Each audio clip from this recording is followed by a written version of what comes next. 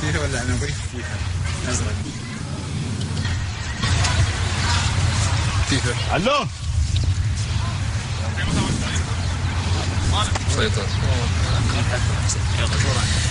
بسم الله الرحمن الرحيم. سيداتي انساتي سادتي مشاهدينا متابعينا في كل مكان، أسعد الله مساءكم أينما كنتم وأينما تواجدتم في الوطن العربي الكبير. يسرني أن ألتقي بحضراتكم في هذا المساء من هنا من استاد الإمارات الذي يحتضن المواجهة التي تجمع الإمارات وبنياس في الجولة 20 من بطولة دوري الرديف.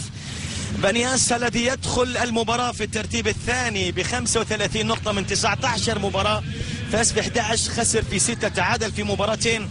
في المقابل فريق الإمارات يتواجد في الترتيب ال11 ب 21 نقطة من 18 مباراة، فاز في 5، خسر في 7 وتعادل في 6 مباريات.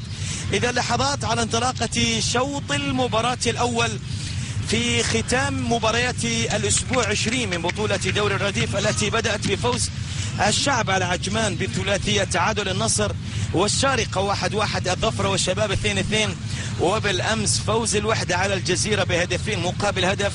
أمامنا ختام مباريات الأسبوع 20 من بطولة دوري الرديف التي أيضا يلعب فيها الأهلي أمام العين بنفس توقيت هذه المباراة. لحظات على انطلاقة شوط المباراة الأول. فريق الإمارات في هذا المساء يبدأ اللقاء بمبارك سعيد، علي صقر، طلال علي، علي محمد، محمد الحمادي، حمد الشحي، خالد محمد، محمد الشحي، علي حسن، خالد خميس، جوهر مصبح، طبعا بقيادة المدرب لطفي الهاشمي المدرب التونسي. في المقابل فريق بنياس يبدأ مباراة اليوم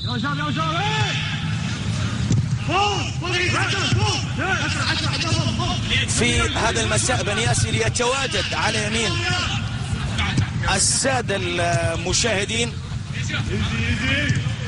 إذا صافرت انطلاقة شوط المباراة الأول.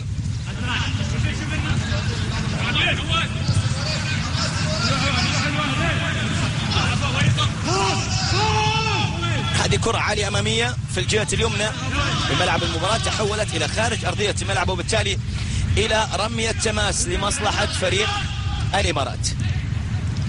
بنياس يبدأ مباراة اليوم بمحمد برغش، إبراهيم جابر، أحمد صالح، وليد عبد الله، فواز عوانة، عدنان راشد، طالب سالم، عيسى علي، جاسم جوهر، أحمد مال الله، وسلطان مصبح بقيادة طبعا المدرب سالم العرفي اللي كان مدرب بنياس في الموسم الماضي وحقق معهم بطولة الأندية الخليجية. كرة في الجهة اليسرى، وليد عبد الله في وسط ملعب المباراة، منصور حميد، عادت الكرة في الخلف، عند المدافع عيسى علي. بنياس يبحث عن انتصار في مباراة اليوم، لا شك مباراة تمثل له أهمية كبيرة.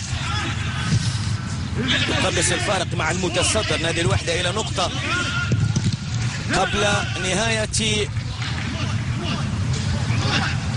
الموسم ب6 جولات. الكرة إلى خارج أرضية الملعب، تحولت إلى رمية تماس لمصلحة السماوي بنياس.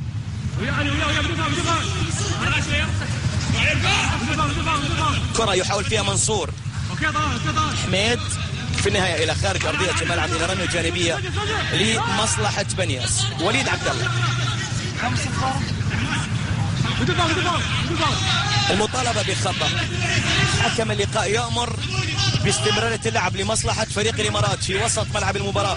تغيير اتجاه اللعب في الجهة اليمنى، انطلاقة سريعة من هناك في الجهة اليمنى، محاولة المرور من الظهير الأيمن محمد الحمادي. في النهاية تحولت إلى الركنية الأولى في شوط المباراة الأول لمصلحة فريق الإمارات.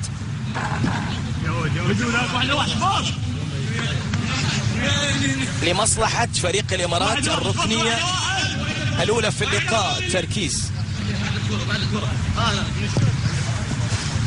هذه كرة عالية على حدود منطقة الجزاء، تسديدة، لكن عودة لاعبي فريق بنياس للتغطية في وسط الملعب.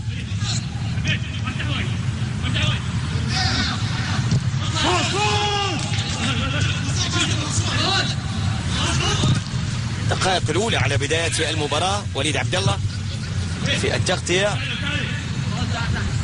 وبعد ذلك يكسب من خلالها فريق الإمارات رمية جانبية في الجهة اليمنى من ملعب المباراة.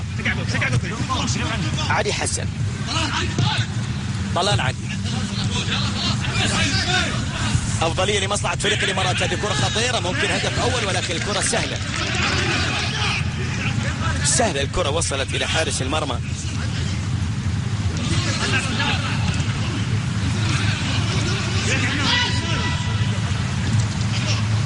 محسن الهاشم. كرة لمصلحة فريق بنياس في بداية هجوم. بالأمس التقوا الفريقين في بطولة دوري الرديف أو في بطولة دوري المحترفين.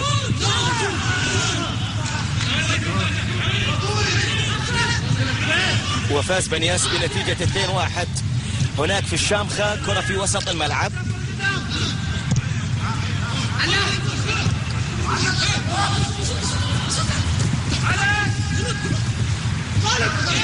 كرة لمصلحة السماوي داخل منطقة الجزاء. هذه تسديدة، ولكن تغطية لمدافعي فريق الإمارات. الكرة عكس الهجوم، ملعوبة أمامية. حاول فيها وليد عبد الله. انقلها للأمام، عندنا 3 لاعبين أمام 5 مدافعين. ملعوبة بينية، الكرة خطيرة، ولكن المدافع خلص الكرة في توقيت مثالي جدا. المدافع رقم 21 مدافع فريق الإمارات هو اللي خلص الكرة. المدافع طلال علي.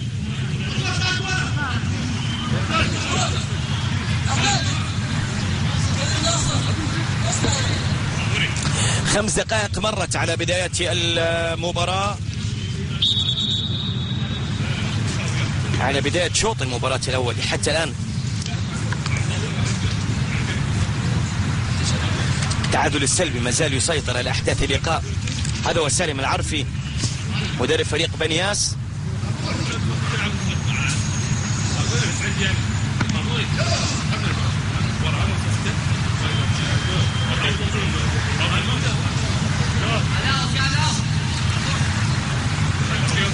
إذا نعود إلى أجواء المباراة.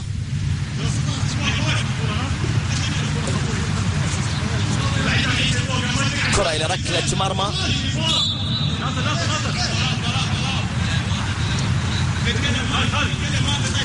عند الحارس علي صقر.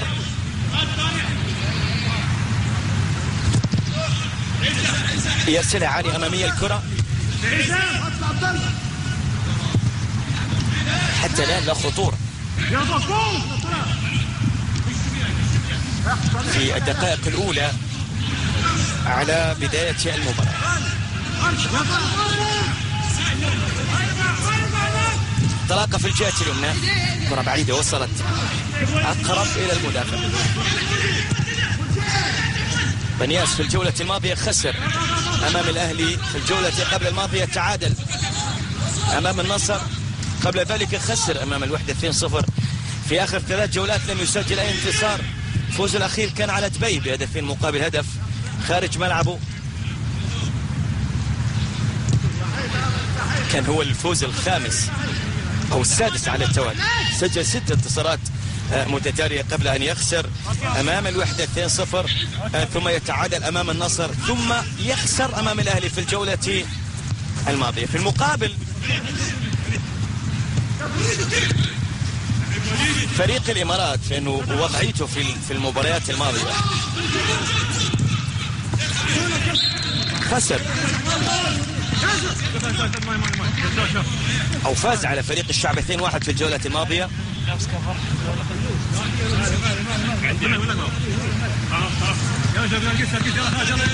بعد 3 مباريات لم ينتصر فيها. خسر أمام الوحدة 2-0 أمام النصر 4-3 وتعادل سلبيا أمام الأهلي. عاد يستعيد الثقة ويسجل الفوز في الجولة الماضية على فريق الشعب بهدفين مقابل هدف. هو خارج المنافسة فريق الإمارات في بطولة دوري الرديف، لكن بنياس هو تماما داخل المنافسة على اعتبار بأنه يتواجد في المركز الثاني ب 35 نقطة بفارق 4 نقاط عن المتصدر فريق الوحدة. يعني فوزه في مباراة اليوم يصل به إلى النقطة 38 وبالتالي يقلص الفارق إلى نقطة مع المتصدر فريق الوحدة. الكرة وصلت في الخلف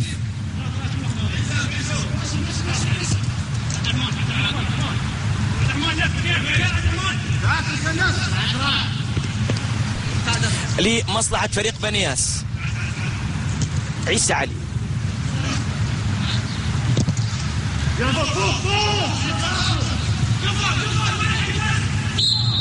منقول الكرة في الجهة اليمنى ولكن أمامنا الصافرة وخطأ لمصلحة فريق الإمارات. تغطية من جوهر مصبح لاعب فريق اتحاد كلبة في الموسم الماضي. كرة عند المدافع طلال علي في وسط ملعب المباراة لمصلحة فريق الإمارات. حتى الآن لم نشاهد الخطورة في أول 10 دقائق على بداية هذا اللقاء يجمع الفريقين هنا في استاد الإمارات في الأسبوع 20 من بطولة دوري الرديف. هنا محاولة تسديد الكرة، هدف أول نعم لمصلحة بنياس، هدف أول لمصلحة السماوي بنياس اللي يتقدم بنتيجة المباراة عن طريق منصور أحمد. شوف هذه الكرة اللي حط على طول في سقف المرمى وتقدم لبنياس بأول أهداف المباراة في الدقيقة 10. تسديدة قوية من خالد محمد حارس المرمى ما سيطر عليها. المتابعة كانت موجودة من منصور أحمد. هذه التسديدة الموجودة وأمامنا حارس المرمى علي الصقر اللي يفشل في السيطرة على الكرة من المرة الأولى. المتابعة موجودة من منصور أحمد اللي يتقدم لفريق بنياس بهدف المباراة الأول في الدقيقة 10. 1 بنياس لا شيء فريق الإمارات. خطأ على وليد عبد الله. كرة ثابتة في الجهة اليمنى من ملعب المباراة لمصلحة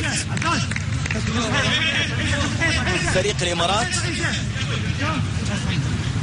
واحد داخل. ارجع بعد على الخط. واحد كرة ثابتة وخطأ. هذه كرة عالية على مستوى القائم الثاني لكن تبعد بشكل ممتاز من المدافع عيسى علي.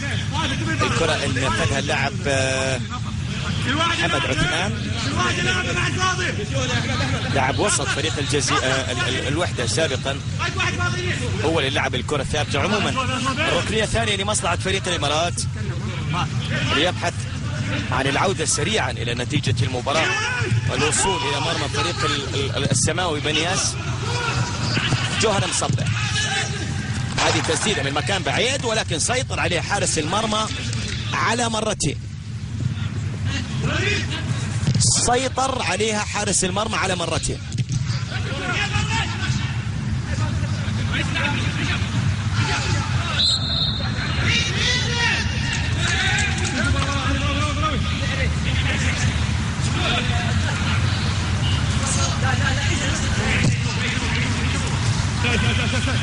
الكرة عالية أمامية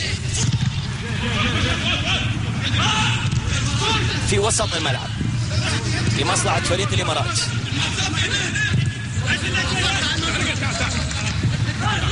محاولة مصلحة فريق بنياس تغيير اتجاه اللعب بشكل ممتاز جدا. جهة اليمنى من خالد محمد، لكن عادت لمصلحة فريق الإمارات.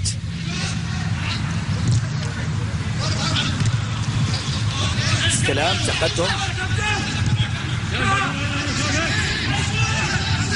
يحاول فيها كان محمد سعيد. كرة في الجهة اليمنى لمصلحة فريق بنياس، هناك شد من القميص، صافرة وخطأ، قرار سليم من حكم المباراة. نقترب من الربع ساعة الأول، بنياس يتقدم في نتيجة المباراة بهدف مقابل شيء، يبحث عن تقليص الفارق مع المتصدر الوحدة إلى نقطة، على اعتبار بأن الوحدة بعد فوزه على الجزيرة في مباراة الأمس وصل عن 39 نقطة. بنياس قبل هذه المباراة عنده 35 نقطة، يتواجد في المركز الثالث نادي العين 34 نقطة. العين اللي حقق لقب بطولة الرديف في آخر 3 مواسم. الشارقة يأتي في المركز الرابع ب 34 نقطة، ونادي الشباب في المركز الخامس أيضا ب 34 نقطة. 3 فرق تتساوي بنفس الرصيد، الشباب والشارقة والعين ب 34 نقطة، بنياس 35 والوحدة 39 نقطة. كرة في وسط الملعب،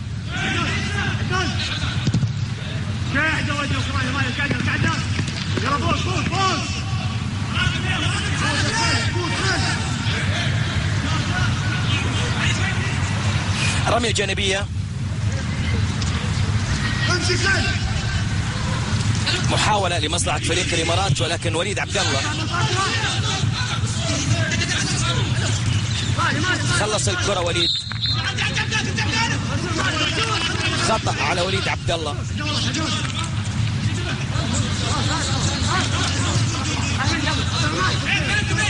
هذا هو لاعب طلال علي اللي كان يحاول في الكرة. محمد عثمان،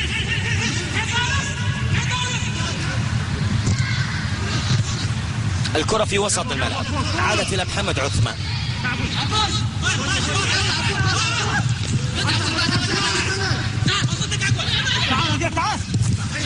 لمصلحة فريق الإمارات. تراجع بنياس بعد هدف المباراة الأول. تغيير اتجاه اللعب في الجهة اليسرى، الكرة وصلت إلى جوهر مصبح على حدود منطقة الجزاء، استلام تقدم، لكن المدافع أقرب للكرة.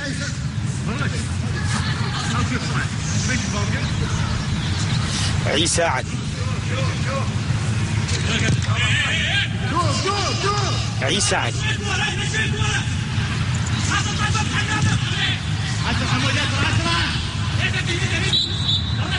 خطأ لمصلحة بنياس، قرار من حكم المباراة. الربع ساعة الأول اللي يمر على بداية هذا الشوط. هذا محمد برغش المدافع الأيمن في تشكيلة المدرب سالم العرفي، ملعوبة من أحمد صالح، أحمد حبوش، وليد عبد الله في الجهة اليسرى. بنياس في طريقه لهدف ثاني. خطأ لمصلحة فريق الإمارات، خطأ على المهاجم طالب سالم.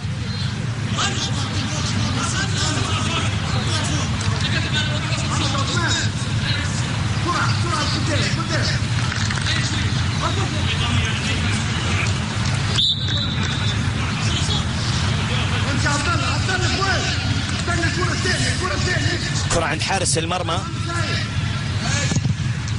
علي سعيد، صقر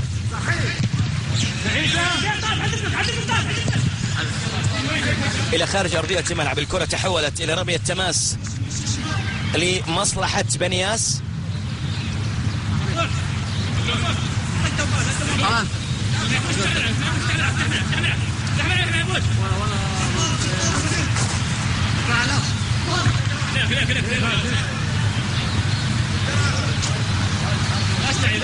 نذكر بأن بنياس تقدم في شوط المباراة الأول في دقيقة 10 عن طريق منصور حميد. طالب يكسب خطأ في الجهة اليسرى من ملعب المباراة.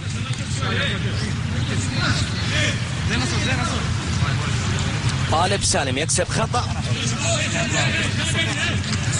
في الجهة اليسرى من ملعب المباراة من أمام المدافع اللي يظهر أمامنا في الصورة، المدافع ناصر عبد الهادي. تركيز طبعا من حارس المرمى علي صقر. ملعوبة الكرة عالية أمامية، ولكن علي صقر سيطر على الكرة لمصلحة بنياس في الجهة اليمنى. محمد برغش يحاول فيها الكرة إلى رمية تماس مرة أخرى لمصلحة السماوي. قد نشاهد بطاقة صفراء أولى في هذا اللقاء.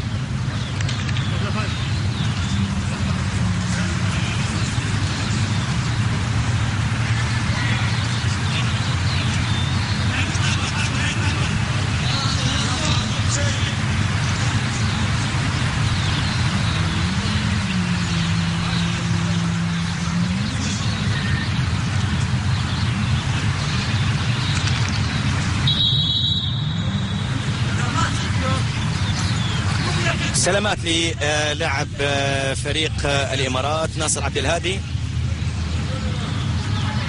اللي ساقط على أرضية الملعب، يعاني من إصابة بعد التدخل القوي في اللقطة الماضية. وأمامنا الكرة الثابتة اللي تلعب على مستوى القائم الثاني وسيطر عليه حارس المرمى علي صقر.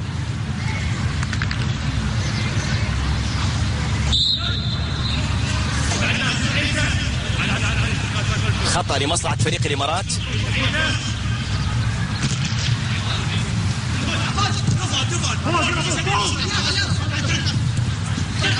في وسط الملعب كرة تجاوزت إلى خارج أرضية الملعب إلى رمية تماس. يفشل في السيطرة على الكرة اللاعب اللي أمامنا طلال علي. وليد عبد الله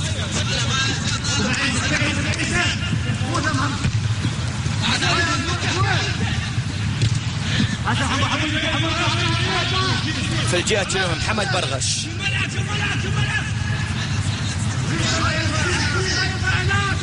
محاولة لمصلحة فريق بنياس.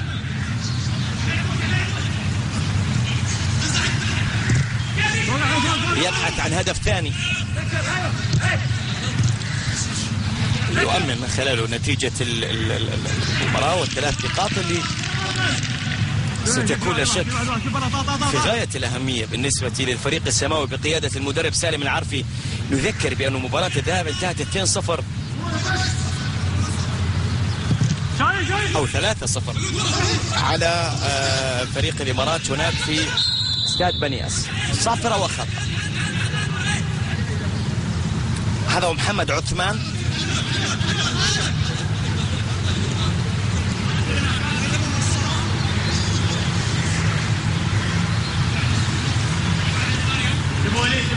الكرة اللي كان يحاول فيها خالد محمد.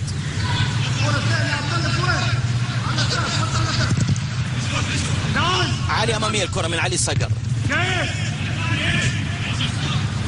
في وسط الملعب. ناصر عبد الهادي جوهر مصبح.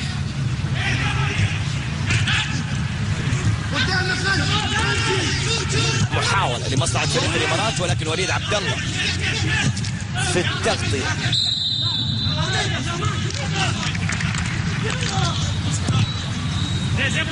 هذا وليد عبد الله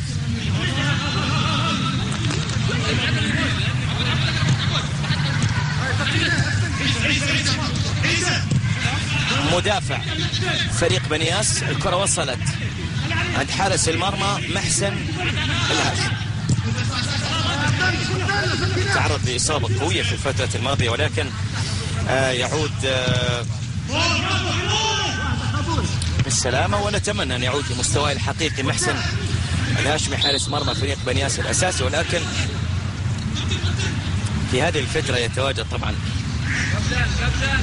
حارس الأساسي الفريق الأول سلطان مصبح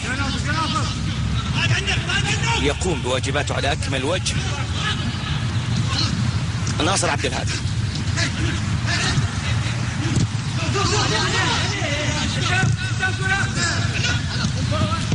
كرة في الجهة اليمنى لمصلحة فريق الإمارات. علي حسن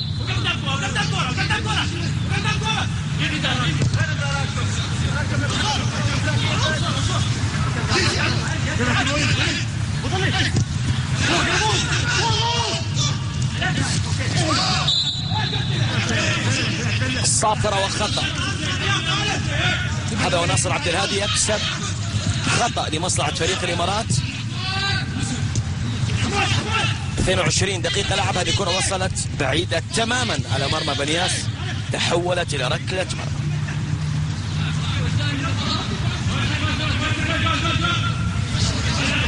كرة تلعب محمد السعيد.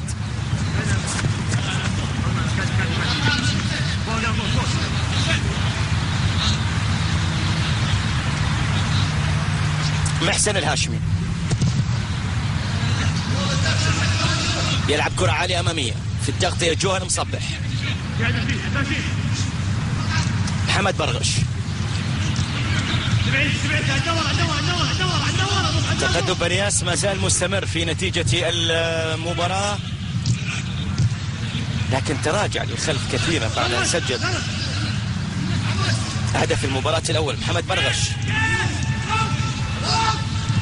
كرة عند أحمد صالح قائد فريق بنياس في مباراة اليوم. عبد الرحمن محمد إلى وليد عبد الله. الطالب إلى وليد. لعبة في مكان ممتاز في الجهة اليمنى. محاولة لمصلحة فريق بنياس.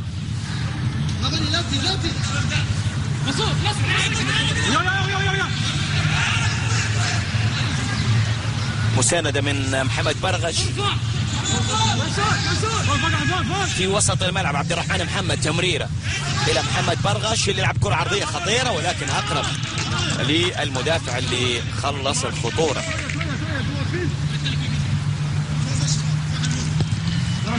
المدافع اللي خلص الخطورة في اللقطة الماضية مدافع فريق الإمارات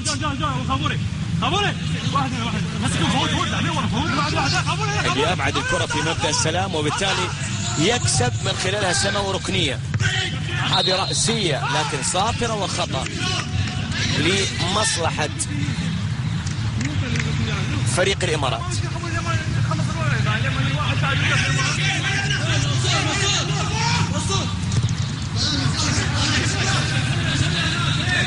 هذا هو حارس المرمى علي صقر، يلعب في الجهة اليمنى لطلال علي، أقرب إلى وليد عبد الله.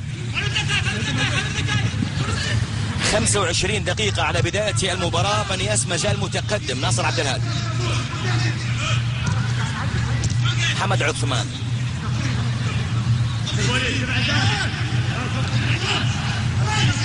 في وسط الملعب محمد عثمان. تقدم. مساحة موجودة. الإمارات يبحث عن هدف التعادل، عنده مساحة للتسديد لكن أقرب إلى حارس المرمى محسن الهاشمي.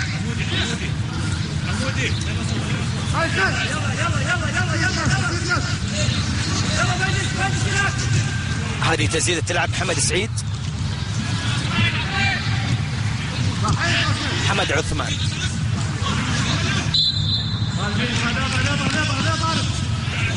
عبد الله فؤاد يكسب خطأ في وسط الملعب.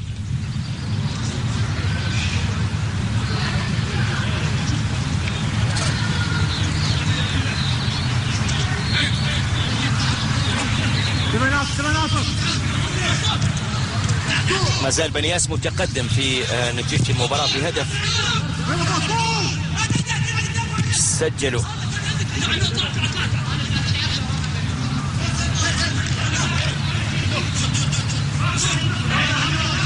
منصور حميد في الدقيقة 10 بعد متابعة. الكرة ارتدت من حارس المرمى علي صقر حارس مرمى فريق الإمارات.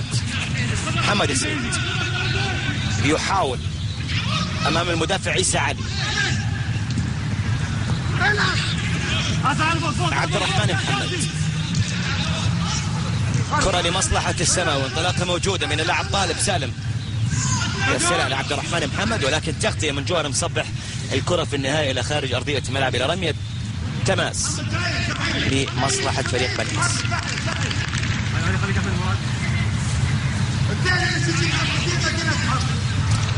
كرة إلى رمية تماس مصلحة فريق السماوي. تغطية من المدافع.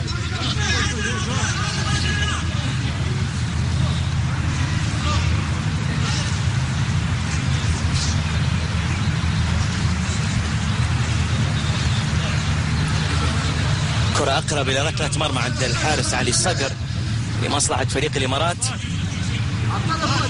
نذكر بأنه قبل هذه الجولة الإمارات لعب 18 مباراة، عنده طبعا مباراة مؤجلة، فاز في 5، تعادل في 6، وخسر في 7 مباريات، سجل 23 هدف واستقبل 27 هدف، عنده 21 نقطة. بنياس جمع 35 نقطة من 19 مباراة، فاز 11، تعادل مباراتين وخسر في 6 مباريات. انا محمد سعيد، امشي محمد، اجا كلام.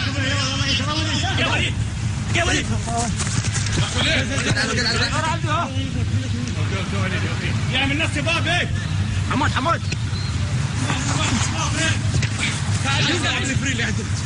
كرة لمصلحة بنياس. حمود ركز. طالب سالم يحاول السيطرة على الكرة، ولكن الكرة طالت عليه، خطأ لمصلحة فريق بنياس.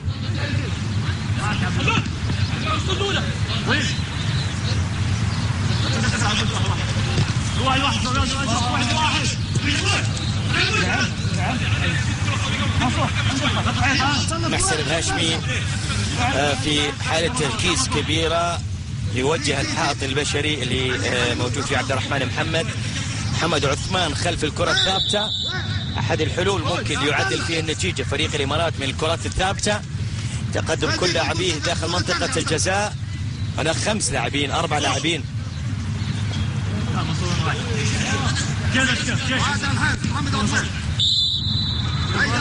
محمد عثمان يلعب كرة عالية أمامية أقرب إلى حارس المرمى محسن الهاشمي. من مباراة لأخرى يتحسن مستواه ويستعيد مستواه المعروف عن مستوى كبير حقيقة قبل الإصابة. إصابة قوية اللي يصيب فيها حارس المرمى محسن الهاشمي في الفترة الماضية قبل أن يعالج.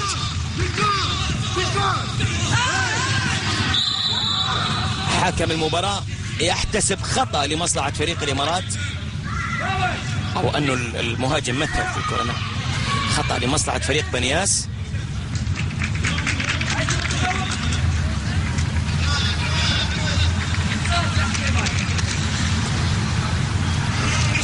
وبالتالي بطاقة صفراء للاعب خالد خليس.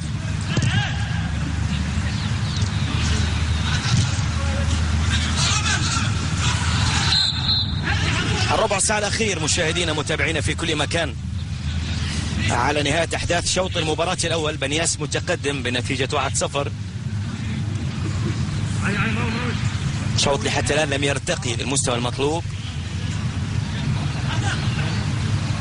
لم نشاهد أي فرصة حقيقية على مرمى بنياس وحتى على مرمى الإمارات، باستثناء الهدف التسديدة اللي كانت من عبد الرحمن محمد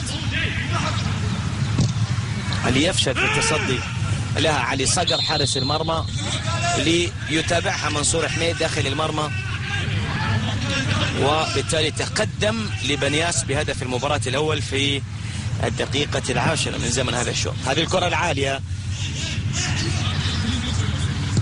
والاشتراك مع حارس المرمى اللي يفقد توازنه، وبالتالي حكم مباراة يحتسبها خطأ، لأنه خادم محمد يعيق حركة حارس المرمى علي صقر في اللقطة الماضية. عموما رمية تماس لمصلحة فريق الإمارات. جوهري مصبح،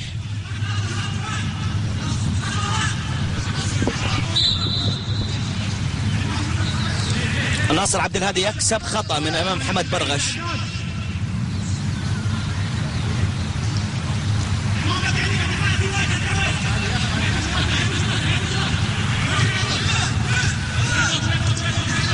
الكرة في الخلف لمصلحة فريق الإمارات في وسط الملعب. محمد عثمان ناصر عبد الهادي. صافرة وخطأ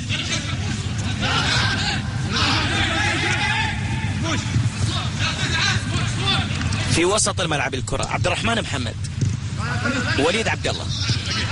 عبد الرحمن، كرة بينية ولكن مقطوعة. تمركز ممتاز في الخلف للاعبي فريق الإمارات. عكس الهجوم الكرة. طلال علي، محمد عثمان،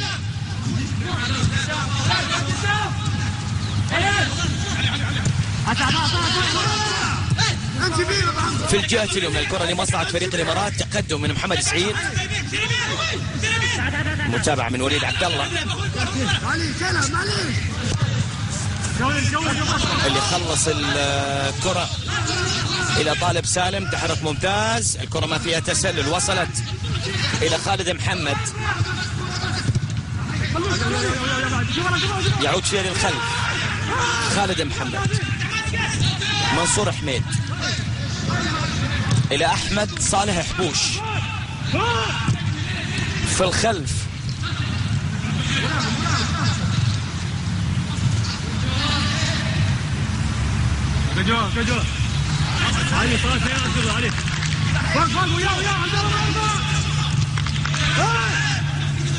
أحمد حبوش، الكرة لوليد عبد الله في الجهة اليسرى لمصلحة السماء. وأحمد حبوش، وليد عبد الله. بدأ بنياس يسيطر في هذه الدقائق، يلعب في وسط ملعب فريق الإمارات اللي يقود هجمة معاكسة على مرمى فريق بنياس. هذه الكرة وين؟ بعيدة، لكن يحصلها عبد الله فؤاد. عادت الكرة لمصلحة فريق الإمارات. محمد عثمان،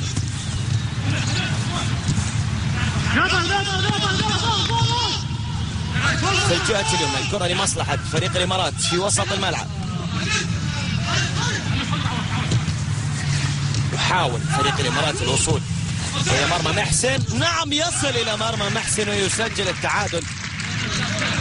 يصل إلى مرمى محسن ويسجل التعادل في الدقيقة 34.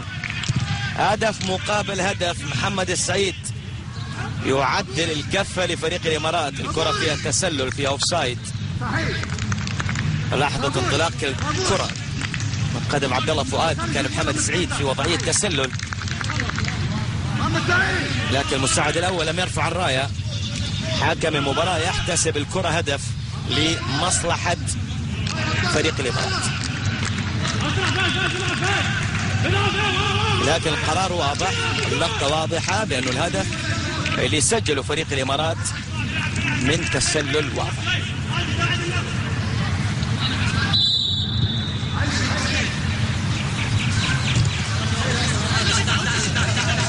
أخطاء طبعا جزء كرة القدم.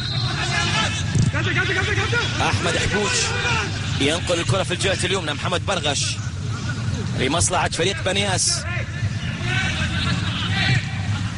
عبد الرحمن محمد، طالب سالم، محمد عثمان. عادت الكرة لمصلحة بنياس.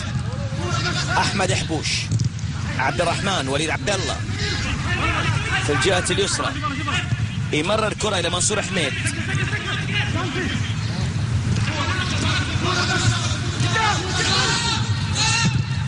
طالب سالم يلعب كرة أمامية. عادت الكرة لمصلحة بنياس. وليد عبد الله وضع طبيعي أن يقبل التعادل في حالة التراجع التام فريق بنياس بعد أن تقدم بهدف.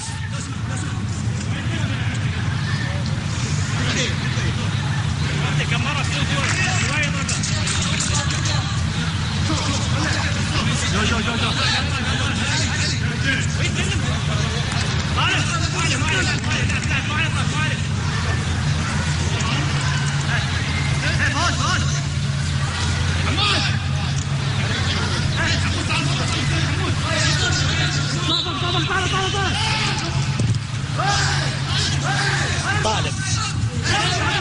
حكم المباراة يعطي الأفضلية مصلحة فريق الإمارات محمد عثمان.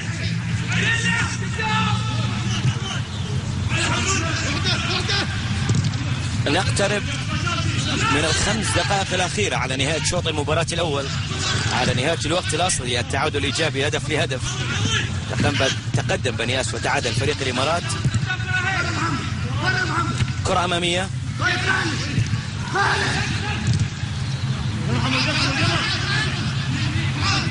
وصلت لمحمد برغش. عدنان راشد، أحمد حبوش يرسلها عالية أمامية بعيدة تماما على منصور أحمد اللي تقدم بنتيجة المباراة لمصلحة فريق بنياس قبل أن يعدل النتيجة محمد السعيد لمصلحة فريق الإمارات.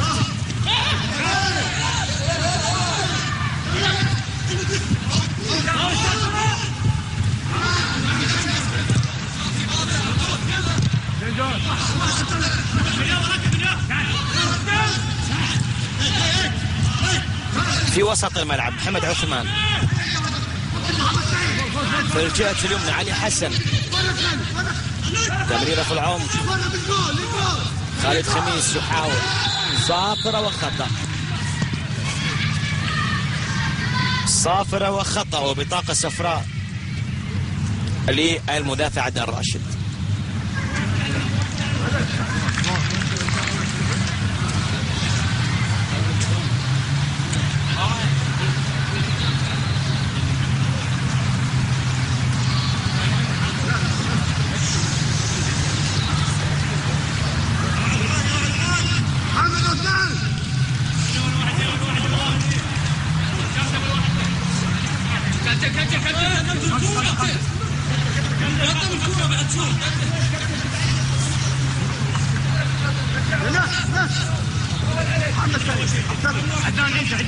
كرة ثابتة لمصلحة فريق الإمارات. محسن الهاشمي يطالب 5 لاعبين على مستوى الحاط البشري.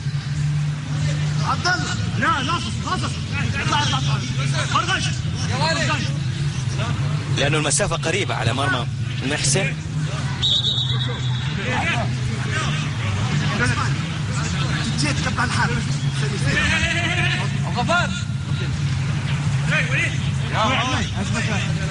كرة من مسافة قريبة محمد عثمان. محمد سعيد يا محمد عثمان هل يقلب الطاولة على فريق بنياس، والإمارات يجد نفسه متقدما بهدفين مقابل هدف بعد أن تأخر بهدف. تبديل بخروج علي حسن.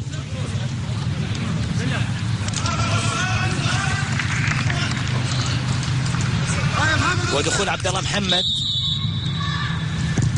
محمد عثمان يلعب كرة لكن الحاط البشري يتدخل ويغير مسار الكرة إلى ركنية لمصلحة فريق الإمارات.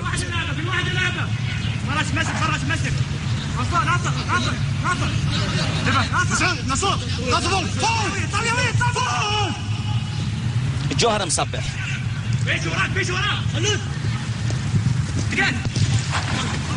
محمد برغش في التغطية. عبد الرحمن محمد. كرة إلى خارج أرضية الملعب إلى رمية تماس لمصلحة فريق بنياس.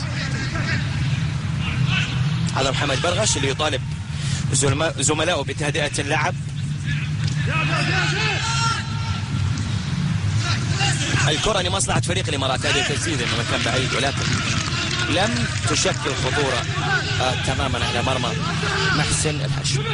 تسديدة عبد الله فؤاد هو اللي صنع هدف التعادل لمحمد السعيد. هذا هو لاعب وسط فريق الإمارات.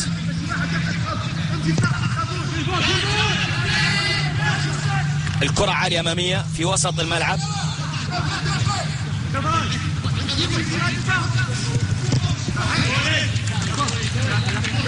وليد عبد الله في التغطية.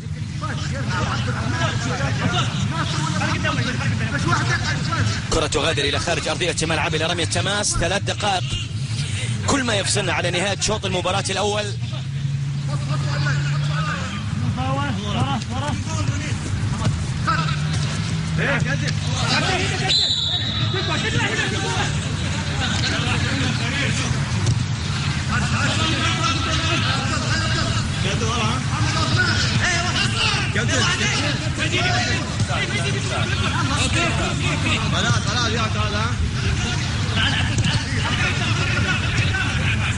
عبد الرحمن محمد في وسط الملعب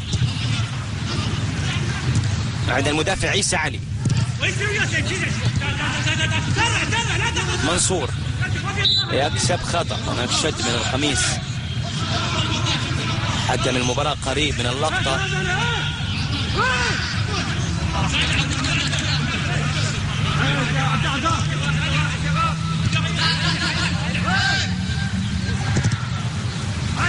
دقيقتين كل ما يفصلنا على نهاية الوقت الأصلي.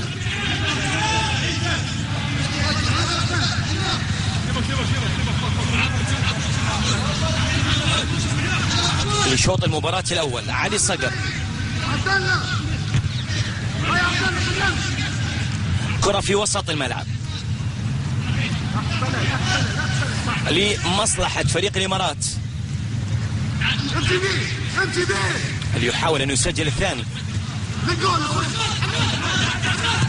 محمد السعيد، كرة إلى خارج أرضية الملعب.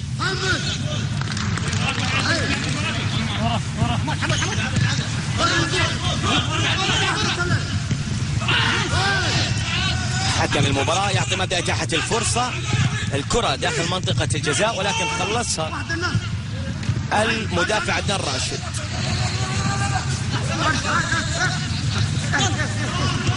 طالب سالم،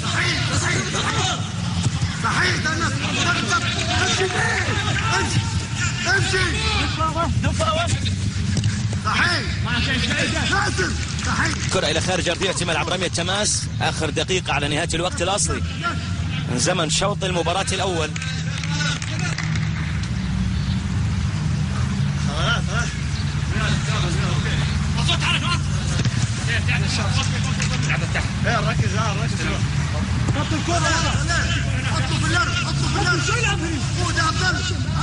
الثواني الأخيرة على نهاية الوقت الأصلي. طلال علي،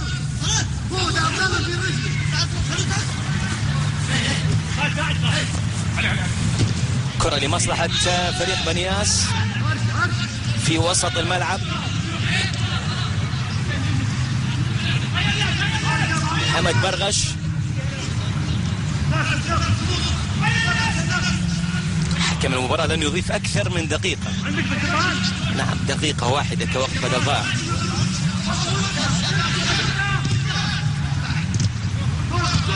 ناصر عبد الهادي،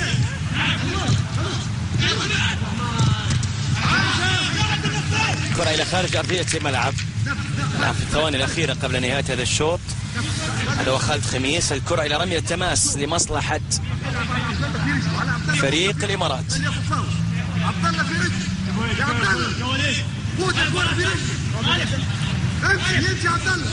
طلال علي،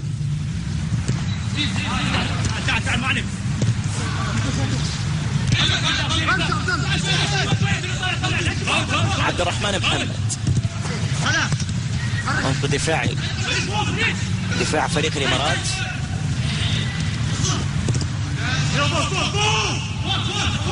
الكرة إلى حارس المرمى علي صقر. في هذه اللحظات سيداتي أنساتي سادتي صافرت نهاية شوط المباراة الأول بالتعادل الإيجابي هدف لهدف. تقدم منصور حميد لمصلحة فريق بنياس وتعادل محمد سيد لمصلحة فريق الإمارات. استراحة قصيرة، لنا عودة في شوط المباراة الثاني. الإمارات بنياس في ختام مباراة الأسبوع 20 من بطولة دوري الرديف. إلى ذلك الحين تقبلوا تحياتي، إلى اللقاء.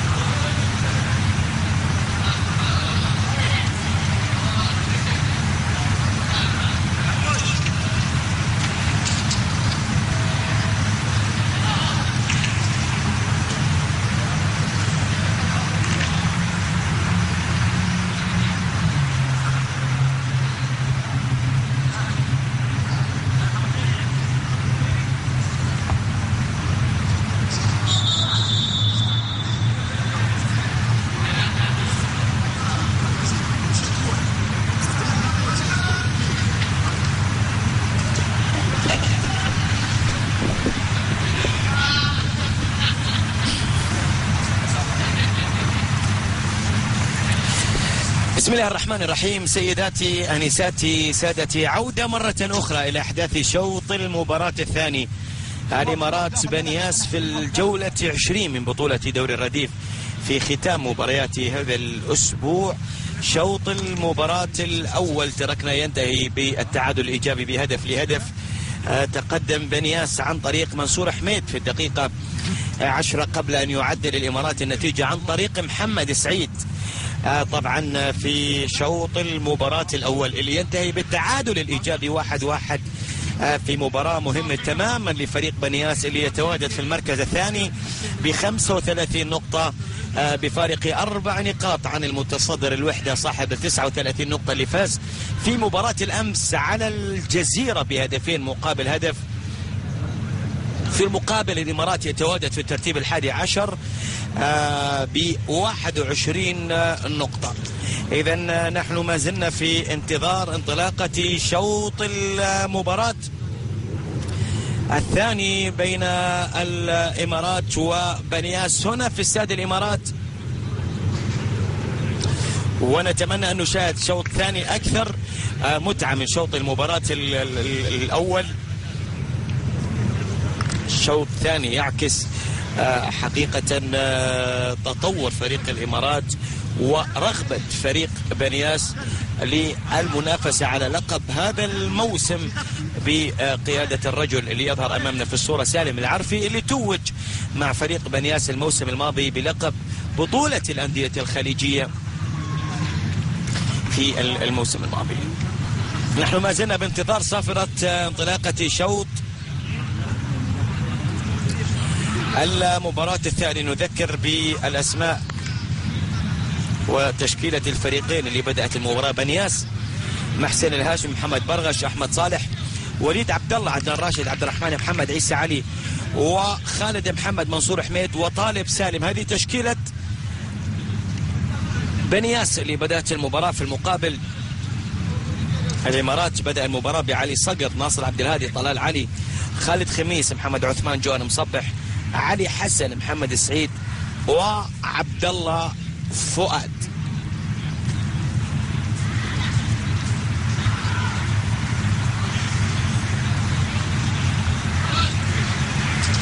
مباراة الذهاب انتهت لمصلحة بنياس بالثلاثية هناك في استاد الشامخة.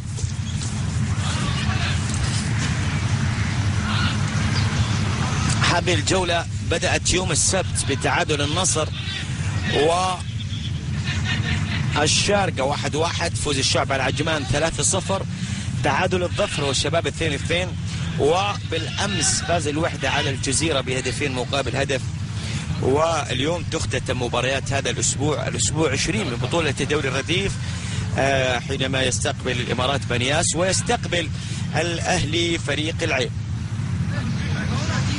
بنياس على يسار السادة المشاهدين، الإمارات على يمين السادة المشاهدين، ونحن ما زلنا بانتظار انطلاق صافرة شوط المباراة الثاني.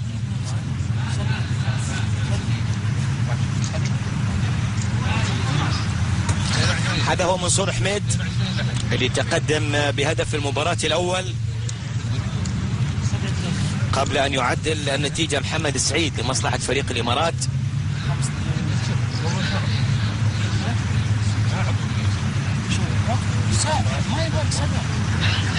ساعة يعني 46. فريق الإمارات اللي يتواجد في الترتيب 12 في بطولة دوري المحترفين ب17 نقطة، فارق 6 نقاط عن منطقة الهبوط اللي يتواجد فيها الشعب ب11 نقطة، ودبي في المركز الأخير ب10 نقاط، فيما بنياس يتواجد في الترتيب التاسع ب27 نقطة مناسبة بعدد النقاط مع العين. وبالتالي نتحدث عن الفريقين فقدوا تماما فرصة المنافسة على أي لقب هذا الموسم في البطولات المحلية باستثناء بنياس اللي ينافس في بطولة الرديف، وهي لا شك بطولة ليست بأهمية كبرى بطولة الدوري أو بطولة كأس رئيس الدولة، وبدرجة أقل بطولة كأس المحترفين. عموما نحن ما زلنا أيضا بانتظار انطلاق صافرة شوط المباراة الثاني. ركلة البداية لمصلحة فريق الإمارات الذي يتواجد على يمين السادة المشاهدين، فريق بنياس على يسار السادة المشاهدين. بالفعل 45 دقيقة ثانية يحاول خلالها بنياس الخروج ب3 نقاط وتقليص الفارق بينه وبين المتصدر الوحدة إلى نقطة، وفريق الإمارات يبحث عن 3 نقاط للتقدم في جدول الترتيب، أو على الأقل رد اعتبار خسارة مباراة الذهاب بالثلاثية هناك في استاد بنياس. عندك الكرة، حط الكرة عندك، حط الكرة عندك. ارجع الكرة، ارد الكرة. صافرة وخطأ في الجهة اليمنى عند المدافع محمد برغش شقيق سلطان برغش اللي يلعب مع نادي الجزيرة. هذه كرة عالية داخل منطقة الجزاء، هناك صافرة وخطأ. دفع موجود من المدافع اللي يظهر أمامنا في الصورة عيسى علي، وبالتالي الكرة تحولت إلى ركلة حرة مباشرة لمصلحة فريق الإمارات.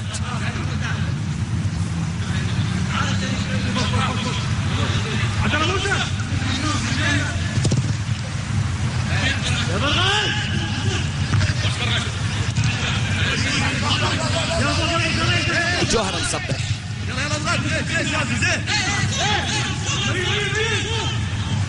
في وسط الملعب، ناصر عبد الهادي، محمد عثمان، كرة منقولة في الجهة اليمنى، محمد السعيد في المتابعة، أحمد حبوش، الكرة عكس الهجوم لمصلحة بنياس، التقدم عن طريق خالد محمد، تغطية ممتازة من المدافع ليبعدها إلى خارج أرضية الملعب إلى رمية تماس. الكرة لمصلحة فريق بنياس.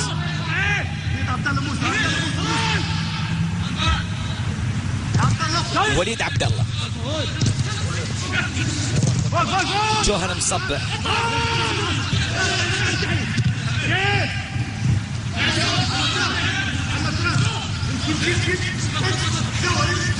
كرة لمصلحة فريق الإمارات في الجهة اليسرى، وصلت عن جوهر مصبح اللي يلعبها داخل منطقة الجزاء، لكن في التغطية المدافع عدنان راشد أحد الأسماء اللي تلقت الورقة الصفراء في شوط المباراة الأول بباقتين صفراوين من حكم المباراة في الشوط الأول. وعندنا خطأ على اللاعب الوسط عبد الرحمن محمد، كرة ثابتة لمصلحة فريق الإمارات.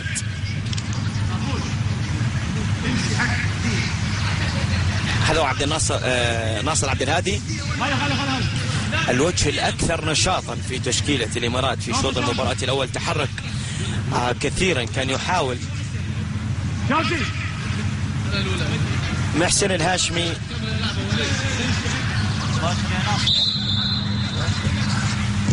جوهر مصبح،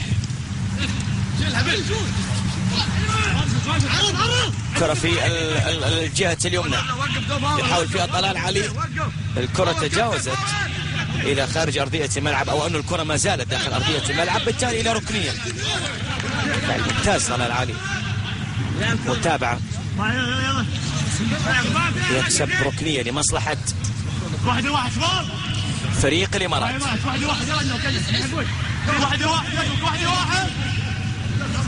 4 ركنيات للإمارات في مباراة اليوم مقابل ركنيتين لفريق بنياس. هذه كرة ملعوبة في الجهة اليمنى،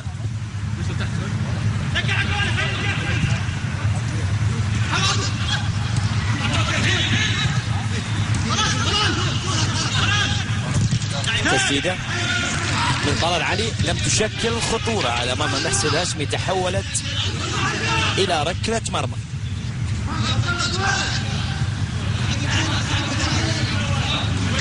الكرة تحولت إلى ركلة مرمى.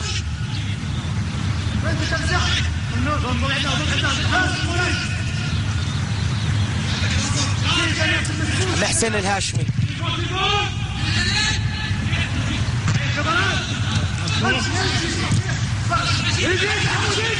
في التغطية محمد برغش في الجهة اليمنى. من الأسماء المميزة في تشكيلة المدرب سالم العارفي.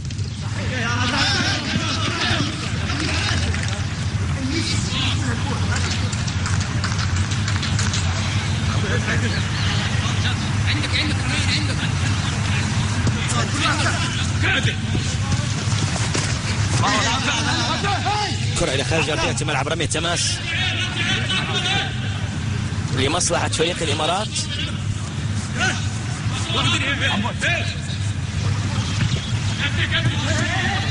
جوهر مصبح يحاول فيها محمد السعيد. طالب سالم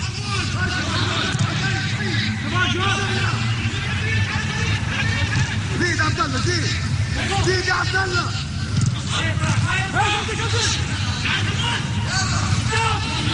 يحاول في الكرة خالد محمد. تغطية طلال علي في الجهة اليمنى، يعيدها لحارس المرمى علي صقر اللي يلعبها على طول للأمام. عادت لمصلحة فريق بنياس.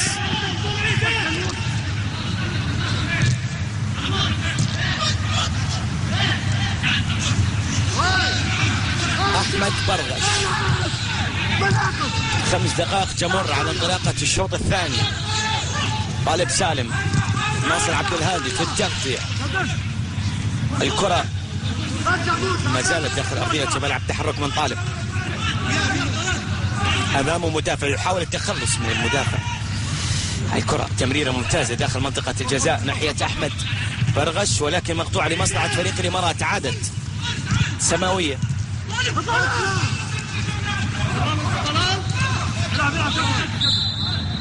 تغطية من طلال علي. منصور حميد اللي كان يحاول في الكرة. طلال علي أقرب للكرة، يبعدها في مبدأ السلام إلى خارج أرضية ملعب، إلى ركنية لمصلحة فريق بنياس.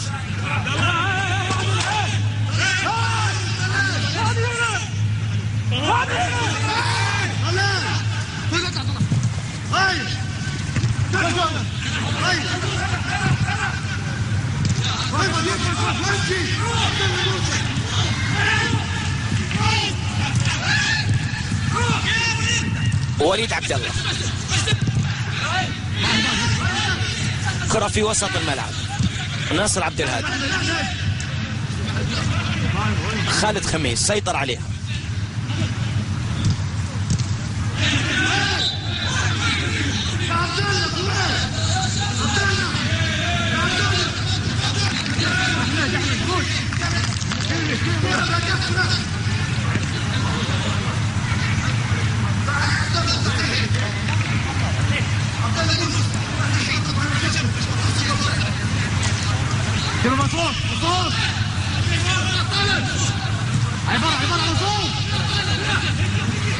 محمد عثمان،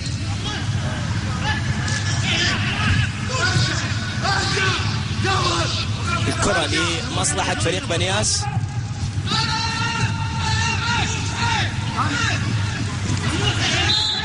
صافر وخطر.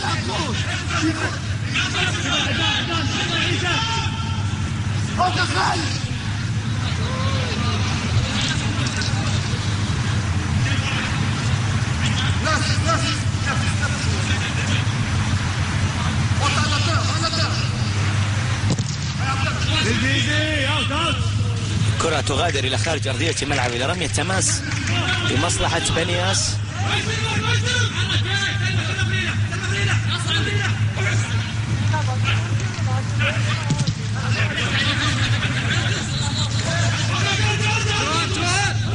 عشر دقائق اللي حتى الآن لم ترتقي إلى المستوى المطلوب.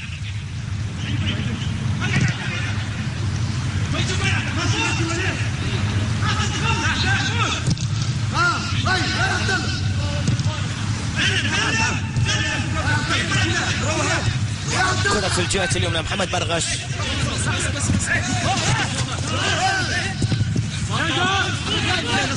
عادت الكرة لمصلحة فريق الإمارات.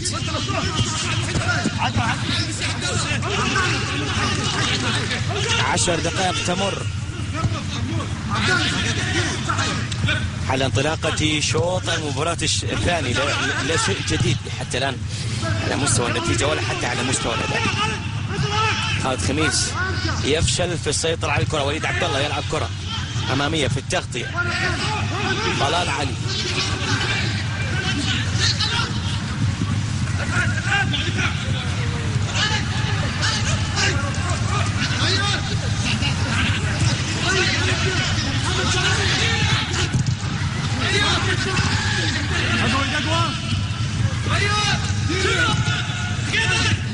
كرة داخل منطقة الجزاء، لكن محمد برغش هنا المطالبة بركلة جزاء. احتجاج على قرار الحكم اللي يعطي الأفضلية لمصلحة بنياس، ولم يحتسب أي شيء في الكرة يتدخل فيها محمد برغش على لاعب محمد السعيد اللي كان يبحث عن هدف ثاني بعد أن عدل النتيجة لفريق الإمارات في شوط المباراة الأول. أبيض أبيض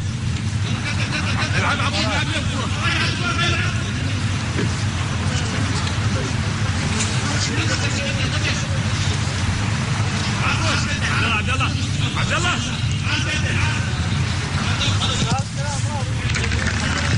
كرة تعود لمصلحة فريق الإمارات عند الحارس علي الصقر.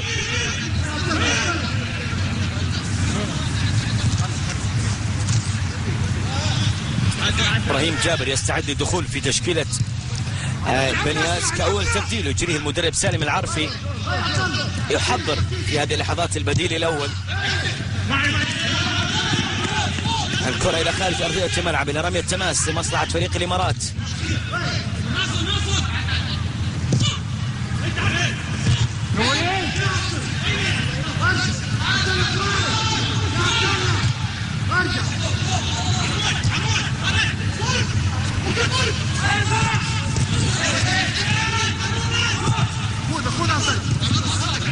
كرة في وسط الملعب محمد عثمان.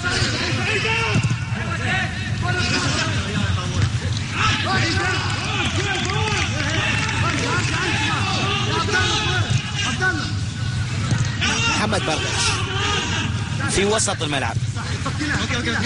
عبد الرحمن محمد إلى محمد برغش.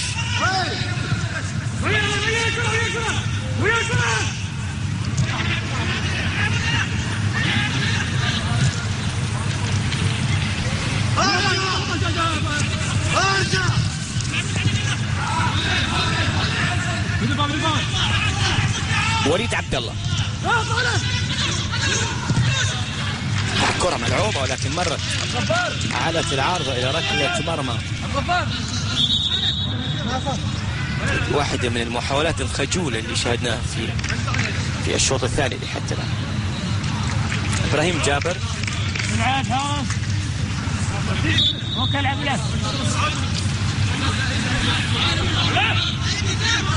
سالم العرفي مدرب بنياس يسحب منصور حميد المهاجم ويدفع بلاعب مدافع هو إبراهيم جابر شقيق محمد جابر مدافع الفريق الأول لبنياس.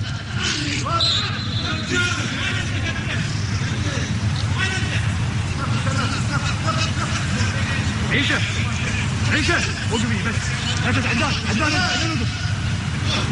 خلي ابراهيم.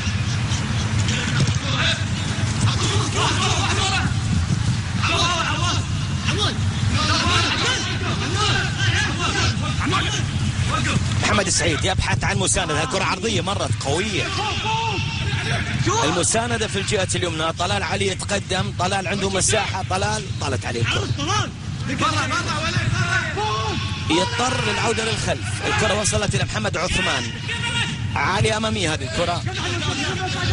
أقرب إلى محمد برغش.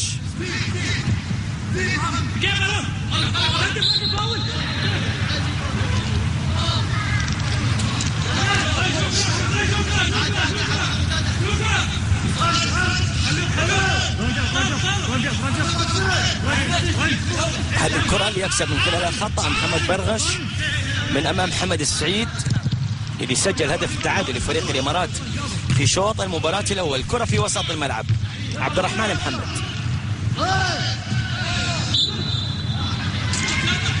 صافرة وخطأ لمصلحة فريق بنياس. تسديدة من اللاعب وليد عبد الله بعيدة تماما على مرمى فريق الإمارات.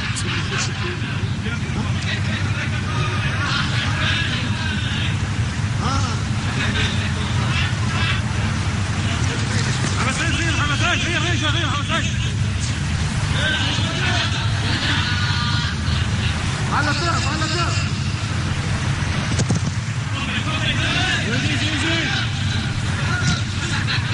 وليد عبد الله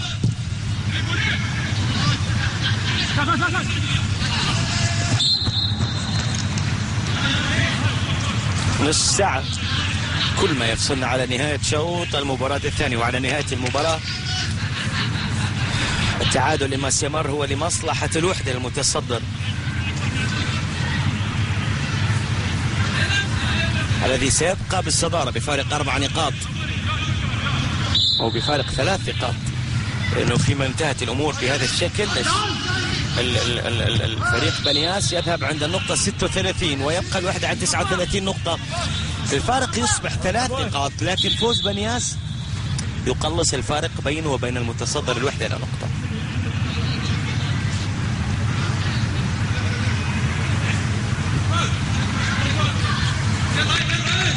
تبديل آخر من المدرب سالم العرفي.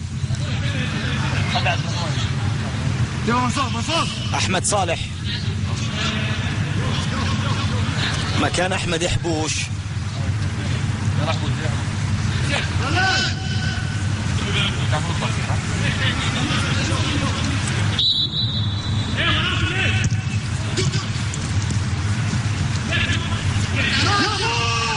كرة في وسط الملعب،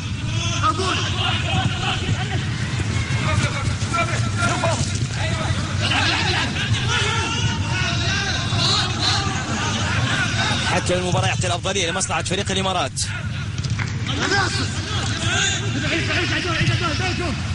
في وسط الملعب ناصر عبد الهادي.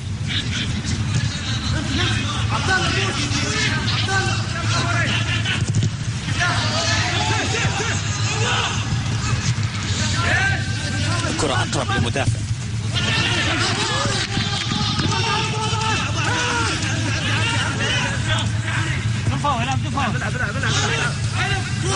طالب سالم، لكن طلال علي في التغطية. واحد من نجوم المباراة حقيقة طلال علي الظهير الأيمن لفريق الإمارات بالقميص رقم 14. بدي مباراة كبيرة على المستوى الدفاع وعلى المستوى الهجوم.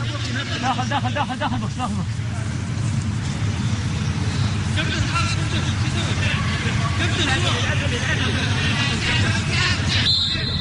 كرة عند حارس المرمى علي صقر.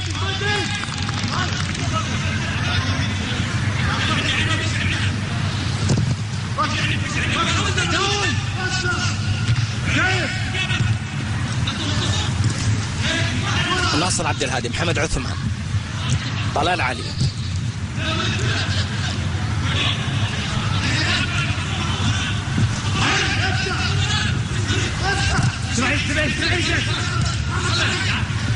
جوهر مصبح في وسط الملعب. الكرة خالد خميس. جوهر أفضل الإمارات في الشوط الثاني. وليد عبد الله، الكرة أقرب إلى وليد في وسط الملعب. طلت الكرة على أحمد صالح، وصلت إلى عثمان محمد. عبد الله فؤاد. هذه الكرة مرت بسلام على مرمى بنياس، على مرمى محسن الهاشمي، تحولت إلى خارج أرضية الملعب إلى ركلة مرمى.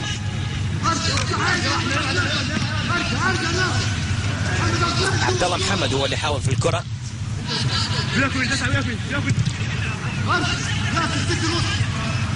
وليد عبد الله،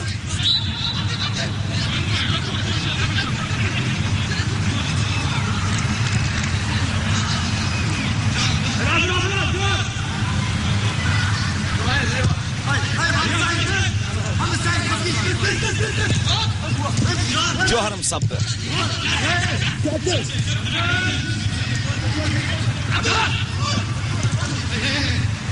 كرة لمصلحة فريق الإمارات في وسط الملعب. ناصر عبد الهادي، محمد عثمان.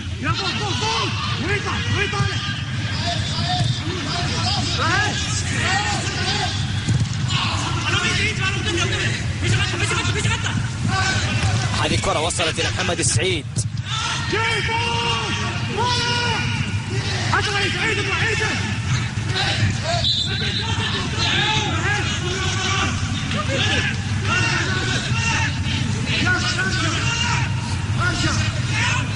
خمسة 65 دقيقة لعب. طالب سالم يكسب خطأ.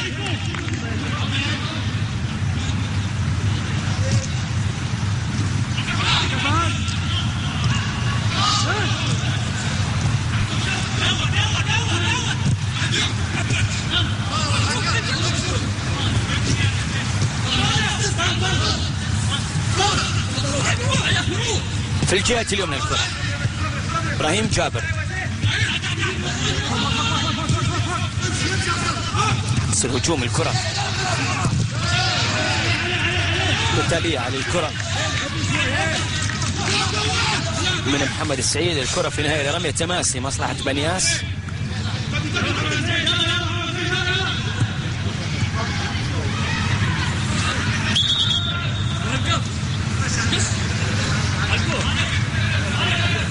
واقع الخط يا باقر. سلم واقع الخط يا باقر.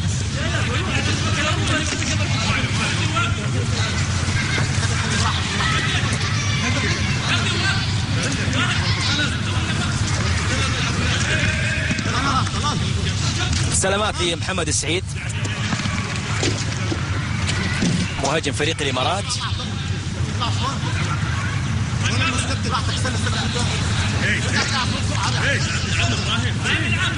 هذا مدرب فريق الإمارات اللي يظهر أمامنا في الصورة لطفي بن فهمية.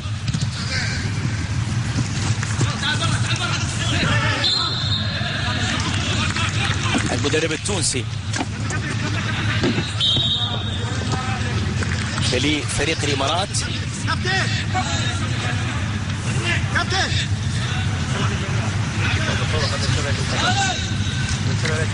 خالد محمد في حديث مع حكم المباراة.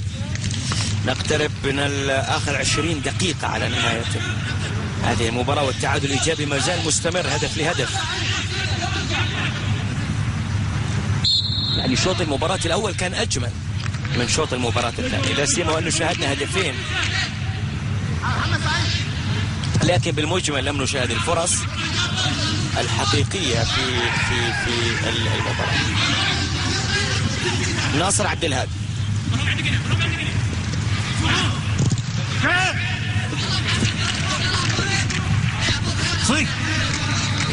كرة إلى خارج أرضية الملعب إلى رمية تماس أو إلى ركلة مرمى عفوا عند حارس المرمى محسن الهاشم.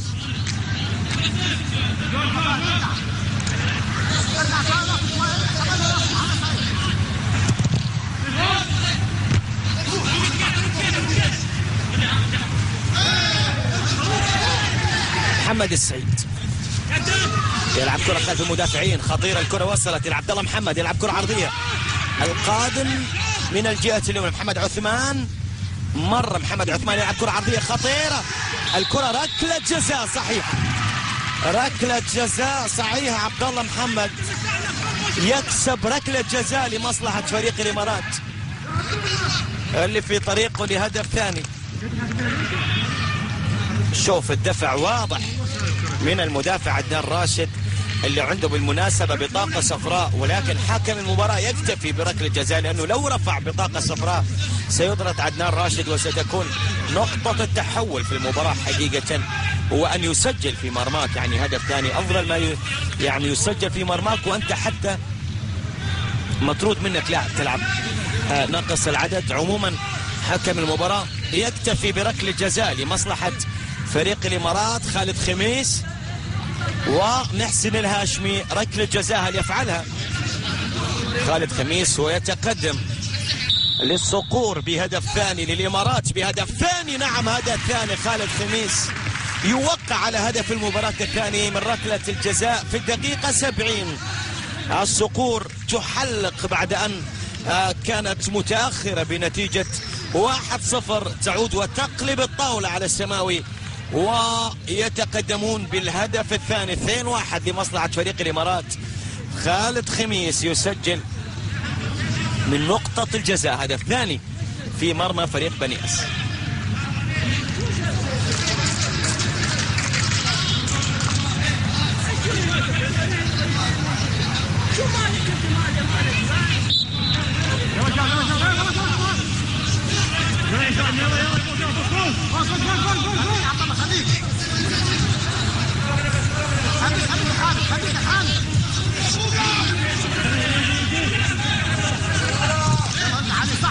كرة في وسط الملعب.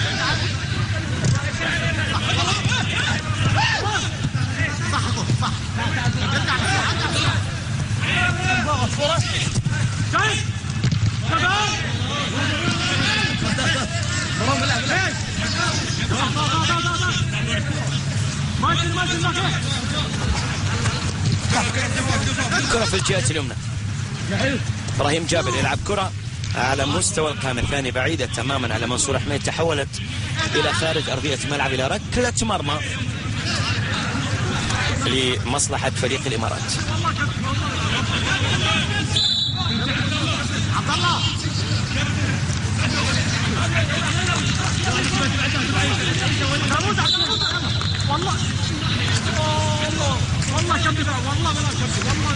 علي صقر يتحصل على ورقة صفراء لأنه تأخر في تنفيذ ركلة المرمى.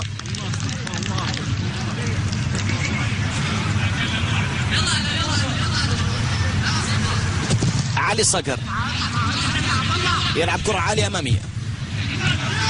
عبد الرحمن محمد في وسط الملعب، الكرة لمصلحة فريق الإمارات. تقدم موجود من يلعب عبد الله فؤاد إلى رمية تماس من هناك إلى عبد الله محمد. هذا هو اللاعب اللي تسبب بركلة الجزاء اللي سجل منها خالد خميس هدف ثاني.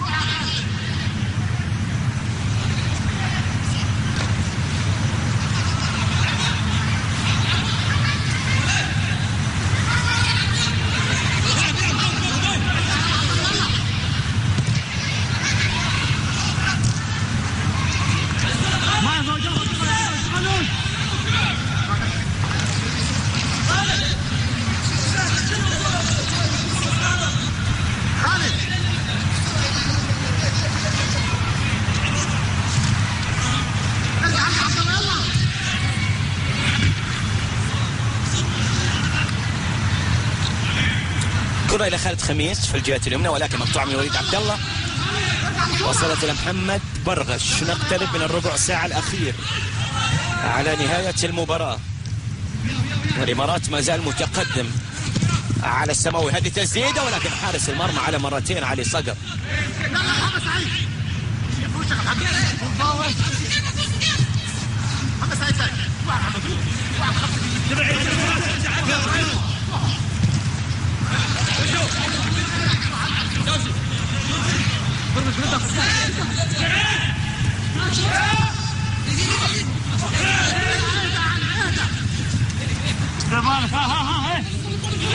سيطر عليها حارس المرمى علي صقر.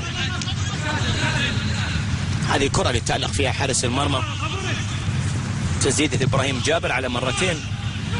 علي صقر سيطر عليه وليد عبد الله. بيعقوبة جوالي تبديل 4 تسديدات على المرمى لكل فريق. هذا هو خالد خميس اللي تقدم بهدف ثاني من ركلة جزاء، وأمامنا تبديل آخر من المدرب سالم العرفي مدرب فريق بنياس.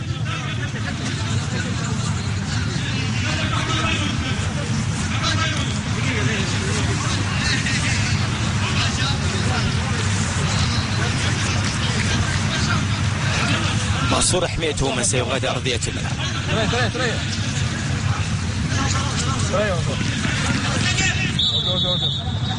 منصور حميد هو اللي سيغادر أرضية الملعب.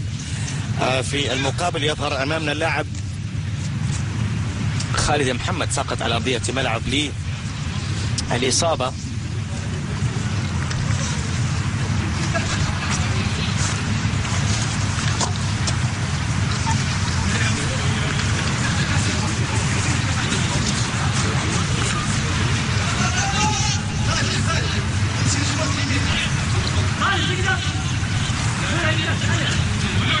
الكابتن.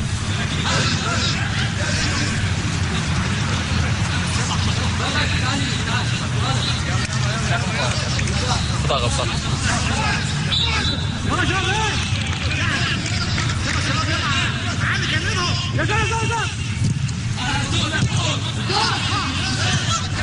كرة لمصلحة فريق الإمارات. محمد السعيد.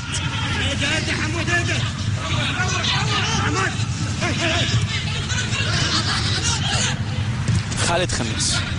محمد عثمان اللي يسدد من كرة متحركة من مسافة بعيدة، ولكن الكرة لم تشكل أدنى خطورة على مرمى محسن الهاشمي، تحولت إلى ركلة مرمى. يحاول فريق الإمارات أن يسجل هدف ثالث حتى ينهي المباراة تماما هنا على ملعبه.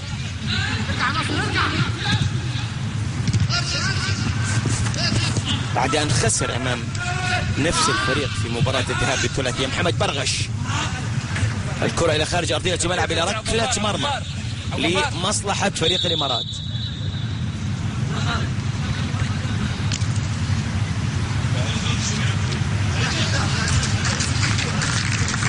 علي صقر،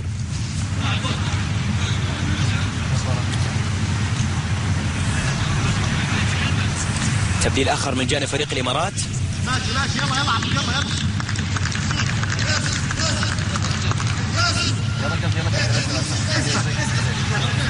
عبد الله فؤاد يغادر أرضية الملعب ويترك مكانه لأحمد محمد.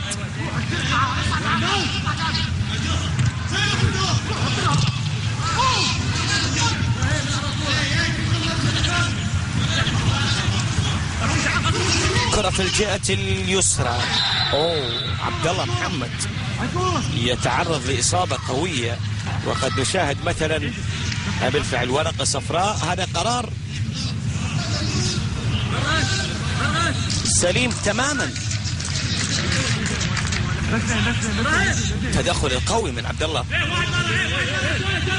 او من ابراهيم جابر.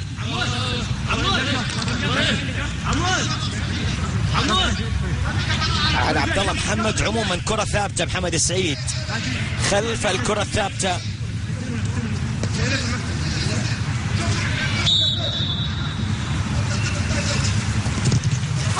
هذه كرة سهلة سيطر عليها حارس المرمى محسن الهاشمي.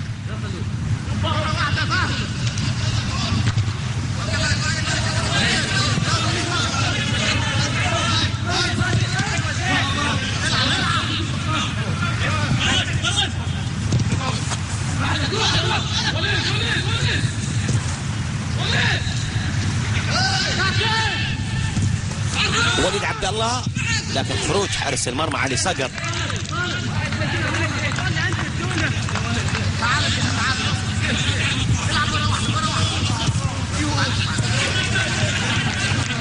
علي صقر اللي يخرج من مرماه في توقيت مناسب وخلص الكرة من امام وليد عبد الله.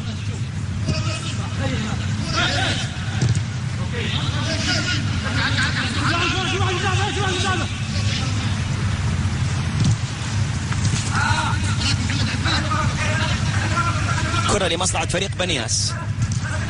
دقائق العشر الأخيرة على نهاية المباراة.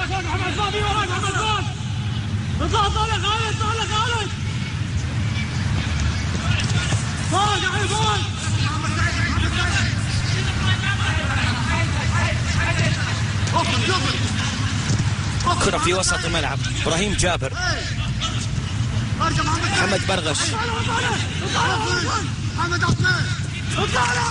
الكرة بعيدة تماما على مرمى علي صقر. تحولت إلى ركلة مرمى. كل محاولات بنياس لم تنجح لحتى الآن في الوصول إلى مرمى علي صقر. محمد سعيد يا محمد سعيد، هي شقيق.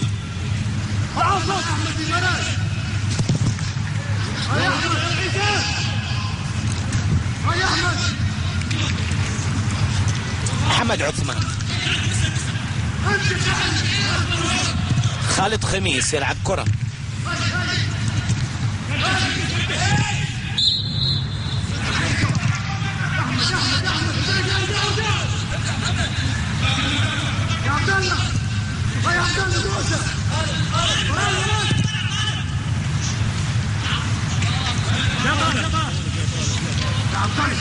أقل من 10 دقائق كل ما يفصلنا على نهاية هذا الشوط، على نهاية المباراة اللي ينجح بالفعل فيها فريق الإمارات للتقدم بهدفين مقابل هدف حتى دقيقة 81 بالرغبة بالإصرار بتحدي يعني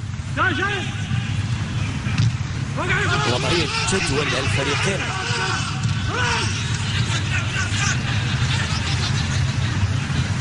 بنياس اللي يتواجد في المركز الثاني ب 35 نقطة، الإمارات في المركز الحادي عشر ب 21 نقطة، 14 نقطة هي فارق النقاط بين الفريقين. لكن رغبة الإمارات بالفعل كانت أكبر في مباراة اليوم،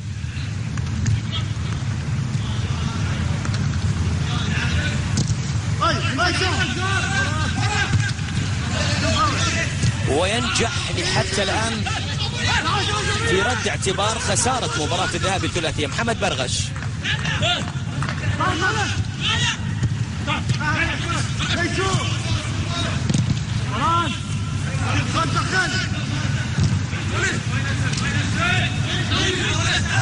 وليد عبد الله يحاول فيها ابراهيم جابر. وليد عبد الله عودة كل لاعبي فريق الامارات المحافظة على هدف التقدم، ممكن من كرة مرتدة يخلصها فريق الامارات بهدف ثالث. عبد الله محمد، لا الكرة استعجل فيها عبد الله محمد، وصلت سهلة الى حارس المرمى محسن الهاش.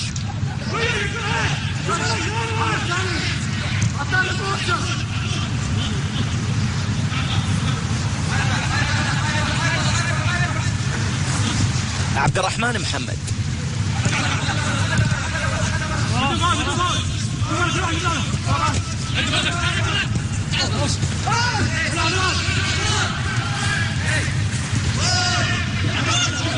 عادت الكرة لمصلحة فريق بنياس. ابراهيم جابر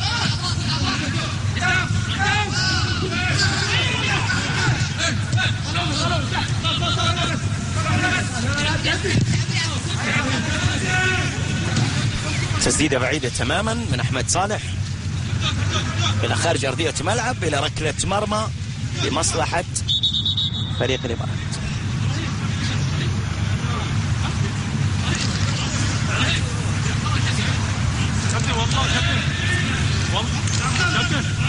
والله ما ضايق، والله مساعد والله مساعد ما حد عنده اراد الحين المباراه ما بيلعب والله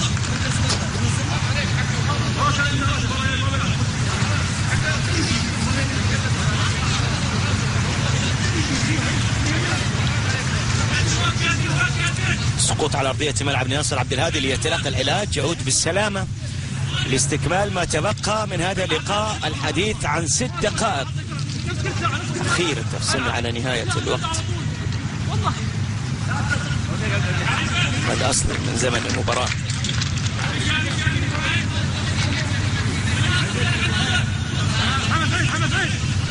كابتن لو سمحت كابتن ثاني مرة. كرة عند حارس المرمى علي صقر،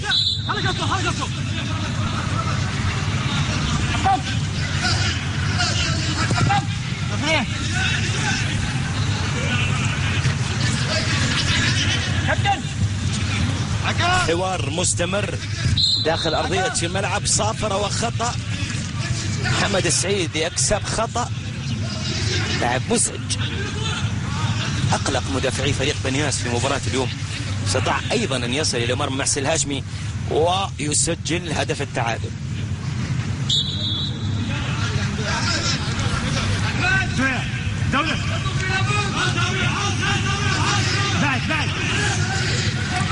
الكرة الثابتة من مكان بعيد، هذه التسديدة بعيدة تماما على مرمى محسن.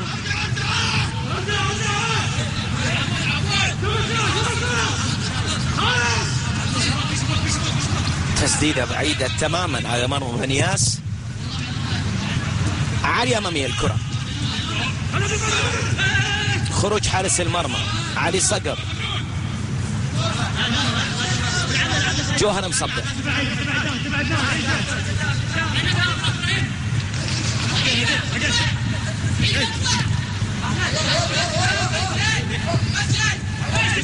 ناصر عبد الهادي. لمسة يد لمصلحة فريق الإمارات.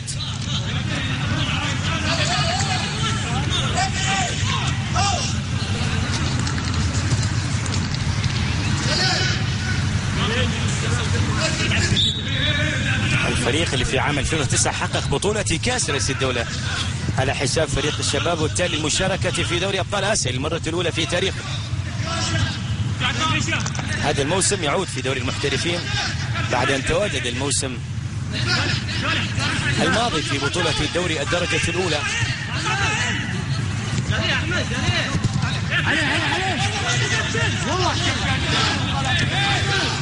ويحتاج لعدد قليل من النقاط حتى يضمن مكانه بين الكبار في دوري الخليج العربي دوري المحترفين.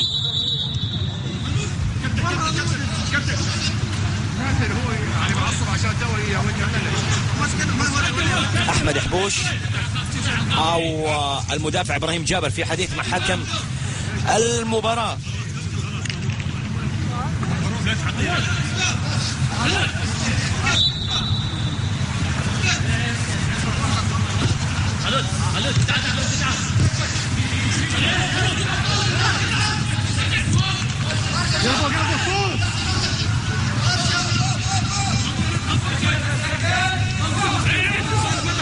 كرة داخل منطقة الجزاء، الكرة طالت على طالب سالم.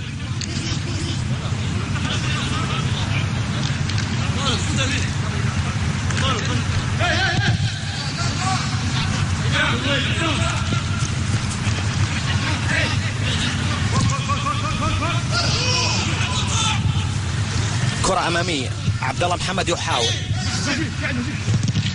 يسدد. عبد الله محمد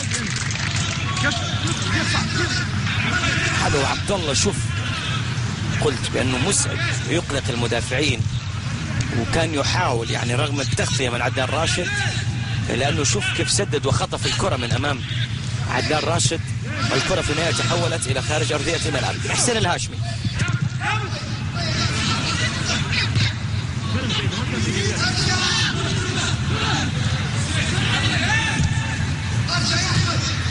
وليد عبد الله. كرة لمصلحة فريق بنياس.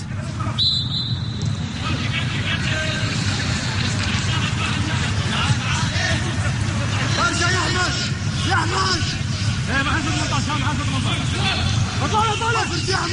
89 دقيقة لعب. نلعب في الدقيقة الأخيرة مشاهدينا الكرام على نهاية الوقت الأصلي من زمن المباراة.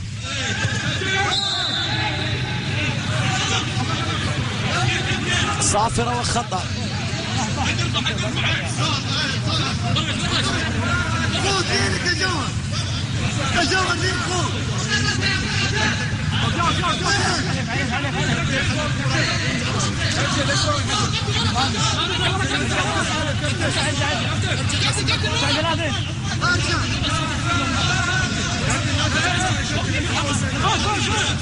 كرات مستمرة. عموما كرة ثابتة. طالب سالم بطاقة صفراء يرفعها حكم المباراة على أحد لاعبي فريق الإمارات، على اللاعب عبد الله محمد. طالب سالم حارس المرمى علي الصقر يوجه الحائط البشري. طالب سالم يلعب كرة عالية، الكرة أبعدها المدافع إلى ركنية لمصلحة فريق بنياس. إلى ركنية لمصلحة فريق بنياس. انتهى الوقت الأصلي. 4 كرات ركنية لكل فريق. الوقت الأصلي انتهى. 90 دقيقة. نلعب في الوقت المحتسب بدل الأضاع الذي لن يقل عن 3 دقائق. ركنية لمصلحة فريق بنياس.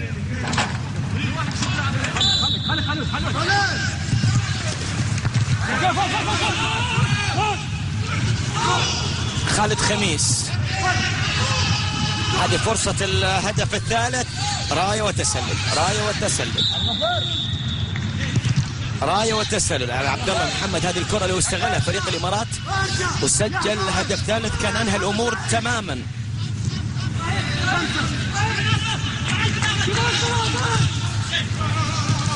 إبراهيم جابر، عبد الرحمن محمد،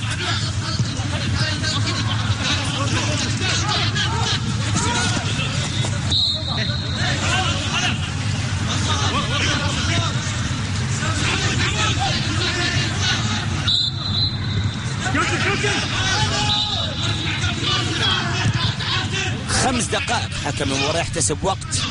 بدأ ضاع بطاقة صفراء. أتمنى أن المباراة ما تفلت من حكم مباراة.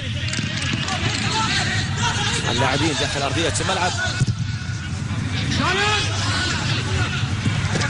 يكونوا عند مسؤولياتهم حقيقة، لأنه هذه مباراة تعتبر في بطولة دوري. مباراة فريق الإمارات يحاول تحسين مركزه، فريق بنياس يحاول أن يقلص الفارق مع المتصدر عبد الرحمن محمد. بنياس يحاول على الأقل الخروج بنقطة أفضل من الخسارة في هذه المباراة.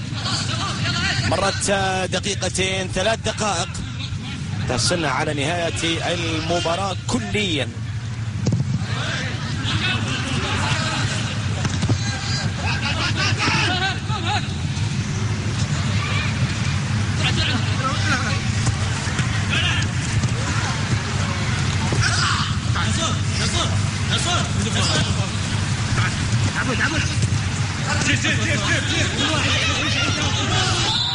بطاقة صفراء أو بطاقة طرد، لأنه إبراهيم جابر عنده بطاقة صفراء. بالفعل البطاقة الحمراء هذا اللي كلنا نتحدث عنه. إبراهيم جابر دخل كبديل في الشوط الثاني بالمناسبة.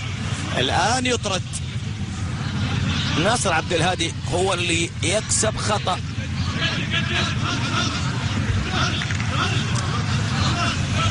إبراهيم جابر يطرد خارج أرضية الملعب ب10 لاعبين فريق بنياس. جوهر مصبح،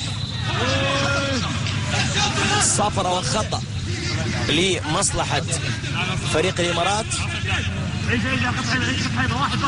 كل الأمور تتجه لمصلحة فريق الإمارات الذي يلقب بالصقور التي تحلق في هذا المساء وتسجل 3 نقاط لا شك، لأنها مهمة ترد اعتبار الخسارة في لقاء ذهاب بثلاثية.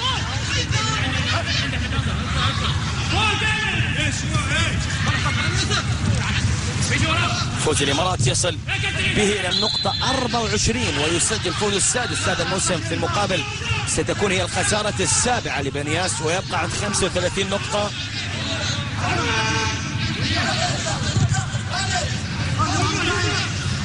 وليد عبد الله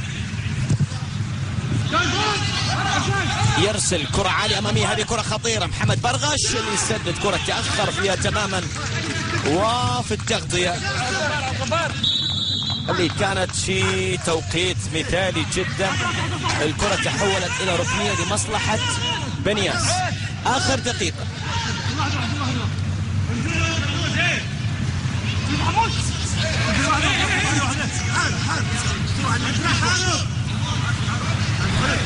آخر دقيقة من الوقت المحتسب بدل الضاع.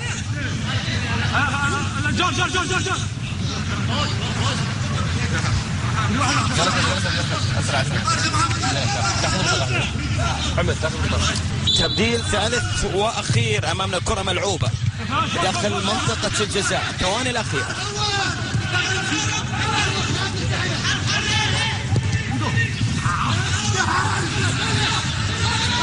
آخر محاولة قبل نهاية المباراة.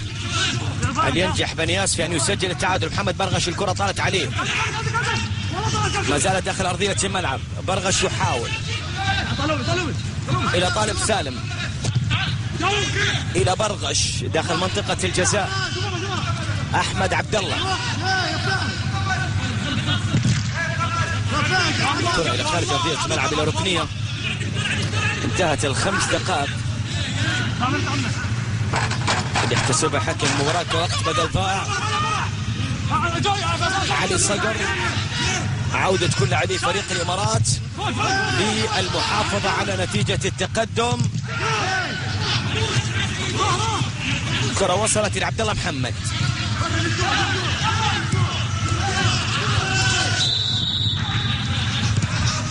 صفرة وخطأ.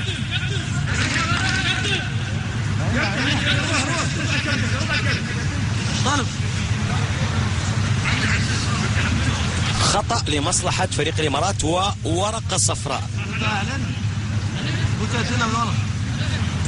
على وليد عبد الله اليماحي.